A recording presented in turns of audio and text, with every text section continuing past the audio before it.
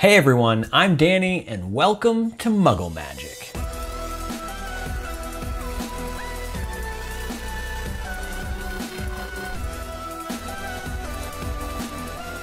So let's talk about Fantastic Beasts 2, The Crimes of Grindelwald. There is a lot that I want to say about this movie. There's a lot of things I want to talk about. I'm going to try and get through this as fast as I can, and I also ask you guys to leave comments on Instagram, Facebook, and Twitter, letting me know if there's anything you want me specifically to talk about. And I got a lot of comments, so I may not answer every single one of them, but I will go through them and answer them as I can.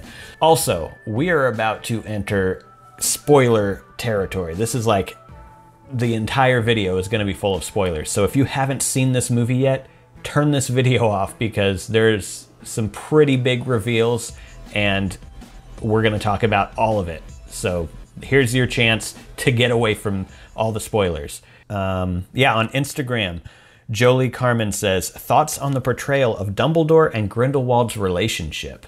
Well, I think that obviously they didn't have any screen time together unless you count the Mirror of Erised, and I mean, there was no, they just looked at each other. So the way it was portrayed in the movie seemed like they were best friends rather than lovers. I mean, there was that one line that Dumbledore said when the Ministry came to Hogwarts and interrupted his class, and they said, you and Grindelwald were like brothers. And he said, we were more than brothers. At this point, when I'm watching the movie, I'm thinking that's why he will not move against Grindelwald, because he still loves him. However, later on in the movie, they introduce the Blood Pact. Actually, right at the end of the movie, they introduce the Blood Pact that physically prevents Grindelwald and Dumbledore from fighting. When they revealed that, it was like, no, Dumbledore was talking about the Blood Pact. He said we were more than brothers, we were blood brothers. Basically, he didn't say it out loud, but that's what he meant, I think, by that line, rather than we were more than brothers, we were in love. So yeah, that's my thoughts on Dumbledore and Grindelwald's relationship. Noah Ropp on Instagram says, opinion on the amount of subplots written in. There were too many. Too many characters, too many subplots. Make it a little bit more simple, because this is not a novel. I know J.K. Rowling's writing this, but it's not a novel, it's a movie, and you only have 2 hours to tell it. This felt like there were like 3 movies they were trying to mash together and make sense out of because of all the subplots.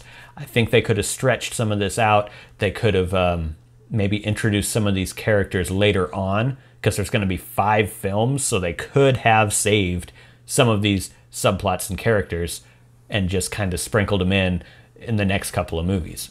But they decided to throw it all in to this movie. And that's another thing. A lot of people have said that they feel like this movie was just an opener for the next movie.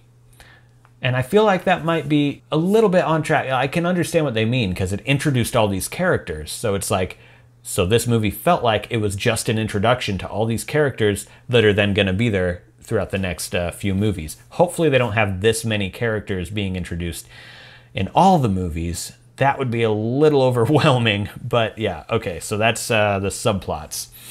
Bailey Zero says, let's talk about the fact that they were on the Titanic and people still decided to make a movie about Jack and Rose instead of giving us the pain, the betrayal, and the agony of young Lita. Yeah, were they on the Titanic? It looked like the Titanic, but I think it was... Would that have been the right time? That would be kind of crazy if it was the Titanic. Now I kind of wish it was the Titanic. Wizardway Chris on Instagram, and she also has a YouTube channel, by the way, and she does like gameplay for Harry Potter Hogwarts Mystery, and she's also going to start doing Wizards Unite when that comes out. She also is going to be doing a potions class on YouTube where she does like essential oils and stuff, but does them Harry Potter themed. So that's pretty cool. I'm waiting for those. Those are going to be awesome. Anyways, Wizardway Chris says, thoughts on the characters introduced that went nowhere, like Nagini or McGonagall, or the weird stylistic choice of extreme close-ups to force some relationship triangle into the film when it doesn't really exist for Newt at all. Boy, I have issues with this film, but I still enjoyed the effects and the gorgeous musical score. Yes, I definitely enjoyed the effects and the musical score. This movie looked and sounded beautiful. Extreme close-ups, I didn't notice those. I saw some people reviewing this after I had watched it, and they were mentioning these like extreme close-ups, and I didn't see it. So my thoughts on characters that were introduced that went nowhere, like Nagini or McGonagall, because Nagini was in the movie, but she didn't really have a role in the movie. She didn't really do anything. She just followed Credence around the whole time. Like, I don't know, she just followed him around. And wherever he was, she was just kind of like standing behind him. And I don't know. I don't know what she did in this movie. So yeah, that's kind of weird. And McGonagall, it doesn't make sense. I mean, obviously you all know she was not born yet. This is like, what, 10 years before she was even born? And in this movie, she was like a young woman teaching at Hogwarts. She had to have been in her 20s. Speaking of McGonagall being in the film, I totally predicted that in my review of the trailer. The final trailer, I said, who could be in this other than Nagini? And McGonagall was one of the things that I said. Obviously, after that, I found out that she was not born yet, so I was like, okay, well, that's not going to happen. And I was so excited when that happened at the theater. I was like, I was right. I hope that they didn't change canon just to get McGonagall in there to have some fan service. I hope that there is an explanation for it. And I don't know how I feel about this, but I think that McGonagall was in the movie for fan service probably, but I think the way they're going to explain it is with a time turner. And you've probably heard the theory already, but it does kind of make sense. Like, it doesn't make sense in the way that a time turner actually works, but I mean, we've got the cursed child, so I mean, everything's out the window with that. So McGonagall is the one who gave Hermione the time turner in the Harry Potter series. So it totally makes sense because she already has a time turner. Maybe when she started at Hogwarts, Dumbledore gave her the time turner and made her go back in time to help him at Hogwarts when he was younger, maybe help him having to do with Grindelwald. Anyways, yeah, McGonagall. There you go. Oak and Palm on Instagram says, thoughts on Lita Lestrange's secret/reveal. For one thing, and we'll talk about this in a bit because it has to do with the ending reveal, but it just doesn't make sense for those babies to be on that boat at the same time. But things like that happen a lot in this movie. They're just everything, it just happens by coincidence and nobody did anything to make it happen. It's just there. And I don't like that. That's bad storytelling. So she killed a baby, her brother, she basically drowned a baby with her bare hands. No, I'm just kidding. She did not drown a baby with her bare hand. She basically was the purpose that her baby brother, sank into the ocean and drowned. Honestly, I think that Lita Lestrange was most put together character in this movie. Like, she had the most depth, and she's the only character really in this entire movie that actually was engaging and that I connected with on an emotional level, because they spent a lot of time on her backstory and like told us who she was. There was flashbacks to Hogwarts with her and Newt, and then she died at the end. So that kind of sucks. Eve Animal says, some easy ones. Your first thoughts.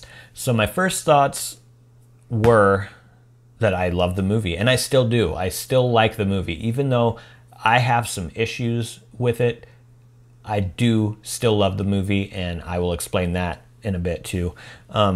Your favorite Fantastic Beast. One of these two. I can't decide which is better. But if I have to go with a new one from the movie, I can't.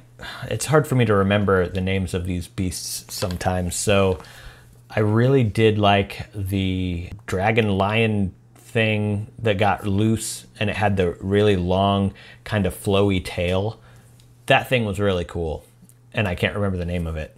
My favorite character, in this one it was Lita. The first one, it was Newt. I liked all the characters, I guess, but I just didn't know enough about them to care about some of them. So Lita really is the only new character that I connected with.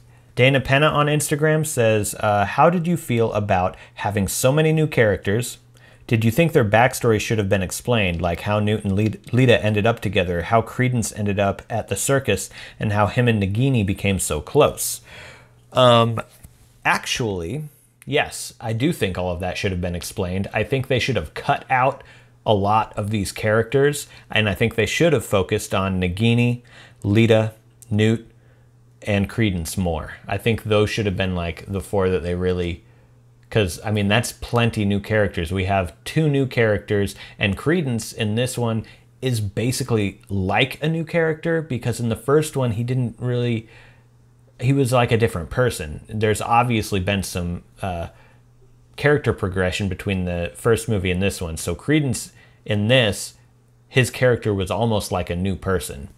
And how Credence ended up at the circus and how he and Nagini became so close, I think that they naturally became close because of their backgrounds. Like, honestly, we don't really know a whole lot about Nagini, but she was kind of kept captive and mistreated. And that's kind of what Credence went through too. In the first one, his adoptive mother abused him, and basically he felt like he was just held captive and abused just like her. So they had that in common, and I think they were drawn to each other because of it.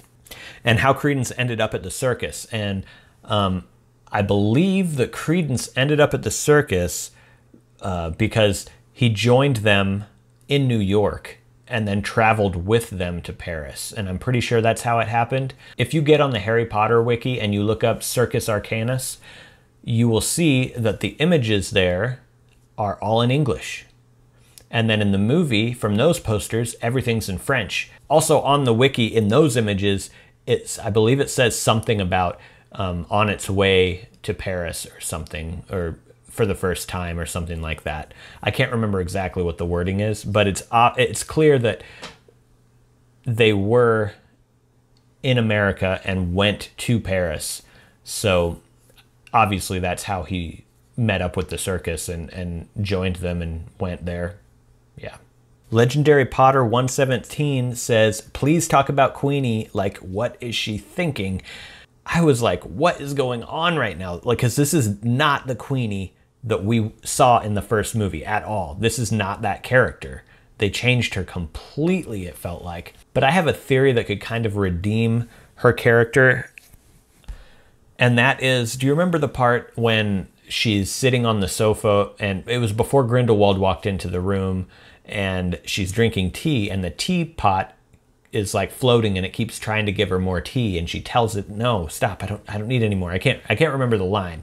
But I think that there was something in the tea to make her more like susceptible to Grindelwald's, like, you know, suggestion and his words and stuff. I think it was a potion that just made her more willing to accept certain things and agree with what Grindelwald was saying. And another thing that sort of backs that up is at the beginning, when Queenie had put Jacob under a little bit of a spell to get him to do what she wanted, I think that was like foreshadowing what Grindelwald did to her with the whatever potion was in that tea. And I really hope that's what it is, because I refuse to believe that the character from the first movie would ever betray everyone that she knows. It makes no sense at all. Not one bit of sense. So I really hope that they do something along the lines that she's sort of being controlled in a way. Mermaid Jessica 2 says, how Newt Acio'd a Niffler.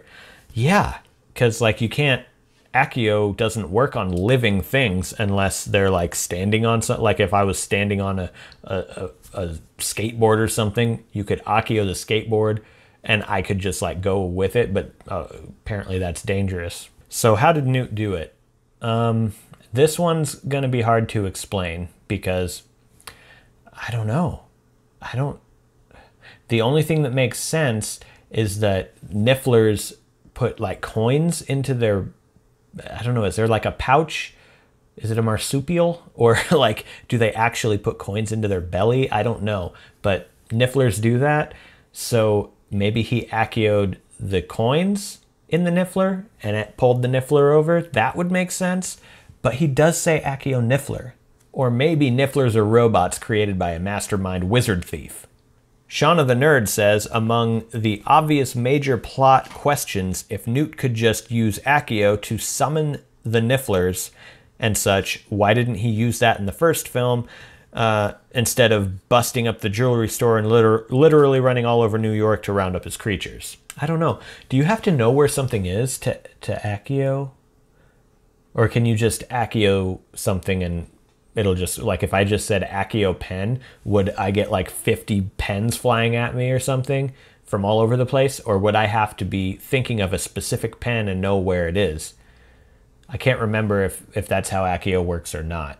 So maybe he would have had to know where the beasts were in order to Accio them. And since he didn't, he had to find them. Or maybe it's just a plot hole. I'm going to murder some of these names. I'm sorry, but I don't know. Some of them I'm probably going to pronounce wrong. So on Instagram, Rizia Zevalon, I think, says about Dumbledore being not able to fight Grindelwald, we know that his sister died with a curse that came from that duel between Dumbledore, his brother, and Grindelwald had. I thought Dumbledore didn't want to be a Defense Against the Dark Arts teacher. So there's two questions there. One, Defense Against the Dark Arts.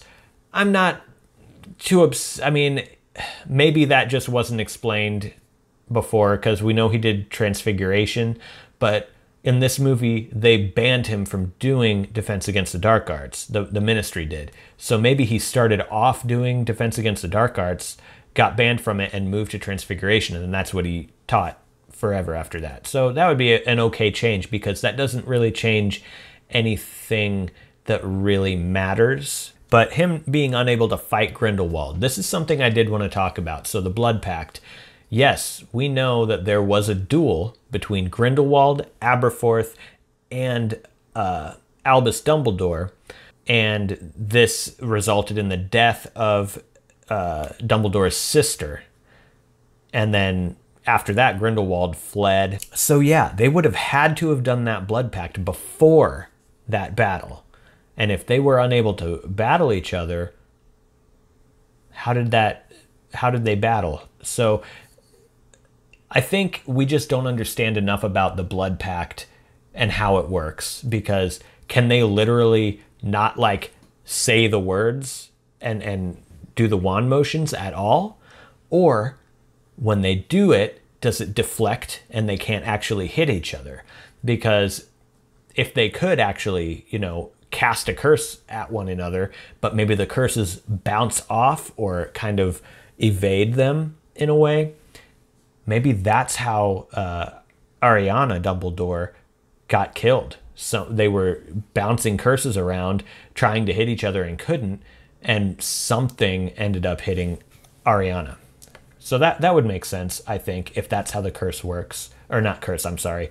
If that's how the Blood Pact works. But if that's not how it works, and they literally can't, like, cast anything at each other, like physically can't do it, maybe there's not a whole lot explained about that battle, except that curses were flying all over the place, and it was a pretty heated battle. But maybe those curses were between Grindelwald and Aberforth, and Dumbledore was trying to deflect them, and he wasn't actually fighting Grindelwald. Maybe he wasn't fighting either of them. Maybe they were fighting each other, and Dumbledore stepped in to stop them and was like, trying to deflect their curses and stuff. And I know that he's got a lot of guilt because he doesn't know if it was him or not, and he fears that it was him who actually cast the curse that killed his sister. But maybe he was like deflected the curse, and the curse bounced and hit his sister, and that's what he's worried about. There are ways around it. But yeah, it seems like a silly thing if this was an oversight by J.K. Rowling. There's got to be an explanation, and we're just going to have to wait and find out. Specleficent says, I think that's how you say it, Specleficent on Instagram, says, I don't know if this has already been mentioned, but how about Jacob regaining his memory is just glossed over? The explanation doesn't seem good enough. And I agree, the explanation isn't that great. Because then a number of people could still have their memories if it only, gets rid of bad memories. It seems like that was just the easiest, quickest way to explain how he got his memories back, and there, it's done. I thought, like, when it was kind of revealing that Jacob was under some type of spell by Queenie, I thought that she had, like, enchanted him and he had no idea what was going on, for real. Like, when Newt woke him up, basically, from that whatever it was, I thought that he was going to be like, where am I? Who are you guys? I thought he was going to not know anything, but no, apparently they have been together for a while. It would have just made more sense if Queenie said that she had given his memories back to him somehow. If there was some sort of like reversal or antidote to the swooping evil venom, I think is what it was called. Max Growitz? I'm not sure. Max Growitz is what I'll say. I'm sorry if I didn't pronounce that right. On Instagram says, your thoughts about Nagini? Why is she a woman? Will we get to see her meeting the teen Voldemort, although in the books they don't meet until Voldemort is in Albania? I don't know if that last part was kind of a dig at the movie for putting McGonagall in there and, you know, all that stuff, but why is she a woman? I'm perfectly fine with it. I think it's a pretty cool backstory for Nagini. I like her backstory, that she's a maledictus and has this curse that she's going to eventually become a snake and never be able to turn back. I like it. And I like that she was in the circus. I loved the circus.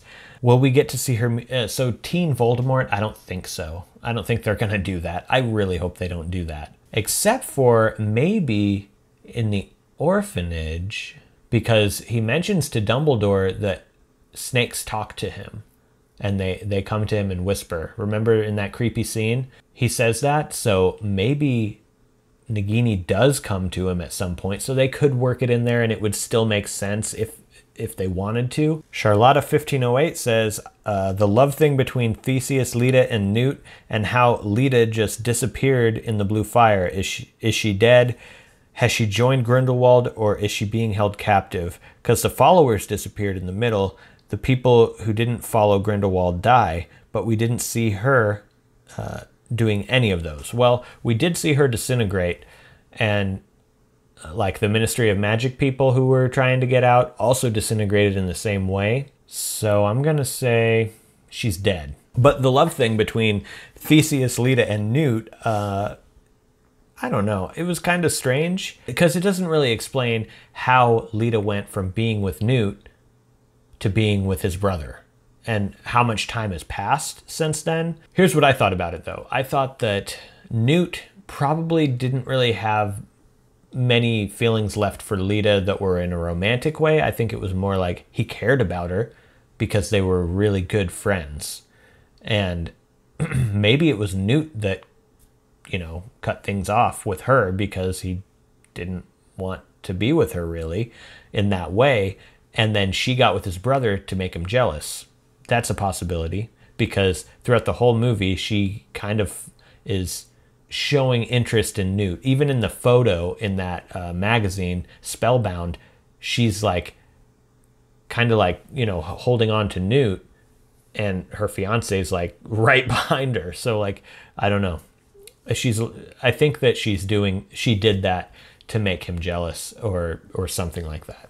Let's see, what else have I not answered? I know there are a lot more. I can't answer them all. This is already getting too long. So I'm just going to kind of find questions that I haven't answered yet. Just Answer 45 says Minerva McGonagall. Also, I love you from Lita was for Newt, Theseus, or both? And was Grindelwald lying about Credence's real identity? So I love you from Lita was for Newt. Okay, so most of these other questions are things that I've already answered, and a lot of them are about Credence's true identity, so that's what I'm going to talk about right now. I do have a theory on this. If you Google search the name Aurelius, the top result is Marcus Aurelius, who was a Roman emperor. And I think that J.K. Rowling is kind of dipping into some of this Roman mythology or Roman history and stuff and getting some ideas from that. The name probably came from this as well, Marcus Aurelius. Now, this was a Roman emperor, and he was, wait for it, adopted. So, Marcus Aurelius was adopted. I think that it's possible that Credence was adopted into the Dumbledore family. I don't think that he is Dumbledore by blood. And if he is, maybe he's like half Dumbledore or something. I don't know. I don't think he's a full-on Dumbledore. I would be okay with him being adopted. The problem is you have issues with his age. If he really is Dumbledore's brother, it doesn't make any sense because he was born in 1901. Credence was born in 1901. And Albus Dumbledore's mom died in 1899. So there's a 2-year gap there. Who birthed this thing? I guess it's possible that Dumbledore's father maybe got someone pregnant, but I'm pretty sure he also died at least a year before any of that happened. He was in Azkaban, so can you do that in Azkaban? I don't know. They probably don't allow people to get that close in Azkaban. So I don't know. It just doesn't make sense. And if he is adopted into the Dumbledore family, how does that make him Albus's brother? Like, who adopted him? That would have had to have been after 1901 when he was born. Did Dumbledore adopt him as a brother or something? Because Dumbledore became Ariana's legal guardian. So then if he adopted somebody else to become their legal guardian, would that make him the brother or the father? Some people are saying maybe he is Albus's nephew because that would make more sense. But then why wouldn't Grindelwald just say, you're Dumbledore's nephew? Why would he say you're Dumbledore's brother? It doesn't make sense. Like, why does it matter? Why would he have to say you're his brother? And some people are saying that Grindelwald is just flat out lying. And I guess that's possible. But from what I get from Grindelwald's character is that he doesn't really flat out lie to people. He just really skews the truth and twists it to fit his own needs. So I don't think he's lying. Either way, he's related to Dumbledore, and either way, Grindelwald could get him to fight Albus because he's convincing him that Albus is trying to kill him.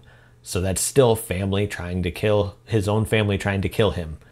Anyways, yeah, I think there are a lot of things you could say about this, but we're all going to be like scratching our heads until the next movie comes out or J.K. Rowling decides to explain some things. But regardless of its flaws, I loved this movie because it took place in the Wizarding World. See, that's the thing. If I wasn't a big fan of Harry Potter and the Wizarding World, I wouldn't have liked this movie, I don't think, because the story just wasn't that great. And like I said, it was so convoluted with all these different subplots and stuff. The story just wasn't fun to follow. And that's a shame. But I loved the movie because I loved the aesthetics, I loved the world that they were in, and I loved the characters that we already knew, the established characters, and a couple of the new characters. I liked Nagini even though she didn't do anything, and I liked Leta Lestrange. I loved the spells that they did and, you know, all the magic and the creatures. I loved the creatures. I liked them more in this movie than I did in the first. Anyways, this video has been way too long, so I'm gonna stop it right here, right now, because I could talk about this for another like 8 hours if I wanted to. So yeah, like this video, leave a comment below, let me know what you thought about all of this and what your opinions are on the movie. And yeah, I'll see you in the next video. Remember, I get a lot of ideas for these DIYs that I do from your comments. So if you have an idea for something that you want to see me do in the future, definitely leave a comment below and let me know. If you're interested in seeing more DIY videos having to do with Harry Potter and more, go ahead and subscribe to my channel if you're not already. Alright, that's it for today. Thank you so much for watching, and I'll see you in the next video.